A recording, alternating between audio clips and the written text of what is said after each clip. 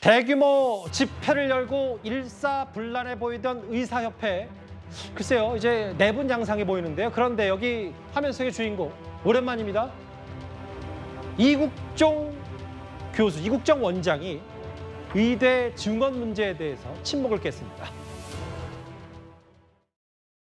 아주대 외과에 지원한 의대생이 아예 없다는 보도가 나왔던데 최근 한 2년, 올해만이 아니고 아마 한 2년 이상 지금 계속 없어요. 젊은 의사들이 일주일에 100시간이 넘게 막 120시간이 육박하게 일을 젊은 의사들이 하면서 버텼기 때문에 그나마 지금 우리나라 의료제도가 마치 굉장히 발전된 듯이 굉장히 이제 병원들이 겉에는 번쩍번쩍하게 대리석 발라가지고 이제 번들번들하니까 마치 우리나라의 의료 시스템이 굉장히 잘 정착된 듯이 그렇게 착각을 다들 한 거죠. 그러니까 착시 현상이 벌어진 거죠. 의대생들이 마치 정신자세가 문제다 이렇게 몰아가는 건 이건 진짜 아닌 것 같아요. 이국종 교수의 과거 의사 수 6년 전 발언까지 소환한 이유가 이거예요. 장유미 변호사님. 최 교수님께 이거 질문 드릴게요. 왜냐하면 의대생 200만 명 늘린다고 소아과를 하겠냐. 이렇게 2,000명, 1,000명 늘린다고 해서 이게 도깨비방망이가 아니라는 걸 침묵을 깨고 이국종 원장이 얘기를 한 거거든요.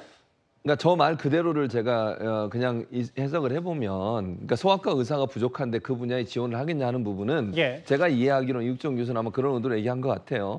어느 한 분야의 의사가 부족하면 그 분야의 의사들이 갈 수 있는 환경과 상황을 만드는 게 필요하다고 얘기하시는 것 같습니다. 저는 충분히 공감할 수 있는 지점이라고 생각합니다. 다만 지금의 이 시점에서 이국종 교수의 저 말이 과연 그 문제를 풀 수 있는 방안일까 하는 부분에 약간의 저는 의문이 있습니다. 그러니까 의료 시스템이나 아니면 분야별로 의사들이 가고 싶어하고 좋아하는 어떤 전문 분야가 있다고 하면 아닌 분야도 있을 수 있지 않겠습니까? 그 부분을 정부가 잘 풀어서 의사들이 자발적으로 정말 열악한 환경에 있는 그 분야도 갈 수 있도록 만드는 환경을 만들으라고 요구한다면 저는 100% 동의합니다.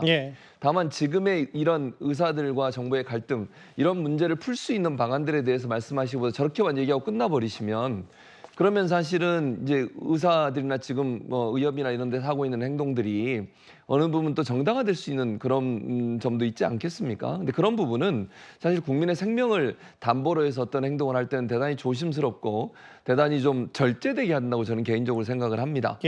국민들에게 이게 어떤 직종의 이기주의로 비춰질 수 있는 부분도 분명히 있지 않겠습니까? 그런 점에서 본다고 하면 조금 양쪽에 양보해야 될 부분들을 같이 말씀해 주시면 더 좋을 뻔했는데 의사 입장에서 말씀하시는 건 이해는 되지만 저런 부분이 잘못하면 이런 갈등 속에서 한쪽에 편을 드는 듯한 모습을 보일 수 있어서 조금 아쉬운 부분이 있다 개인적으로 그렇게 생각합니다. 지금 이국종 교수 말은, 이국종 원장 말은 이건 일단 이렇고 의료 대란 문제 논란과 논쟁의 핵심에 있는 인물이 바로 이면택 의협회장인데요. 오늘 경찰에 출석을 했습니다. 이런 얘기를 했습니다. 전공의가 특별한 죄가 없다라는 거는 의사회원뿐만 아니라 전 국민이 다 아시는 내용입니다. 저를 포함한 의협 전현직 그 임원들에 대한 죄 여부, 혐의에 대한 여부 또한 역시 마찬가지입니다. 지난번 소환조사 거부하신 이유는 뭡니까? 지금 27일 무기한 휴직 예고하셨는데 전국인들과 사전에 소통되신 겁니까? 16개 강력지도 회장들이 다 처음들었다는 거예요. 황당했다니까. 이면택 회장이 모든 것들을 지금 원맨쇼를 하고 즉 독단적으로 한다는. 이면택 의협회장의 과거 거친 발언들 이런 모아놓은 별개로요. 정혁진 변호사님. 오늘 기자들이 물었어요. 오늘 경찰 출석하기 전에 전공의들과 사전 소통했냐.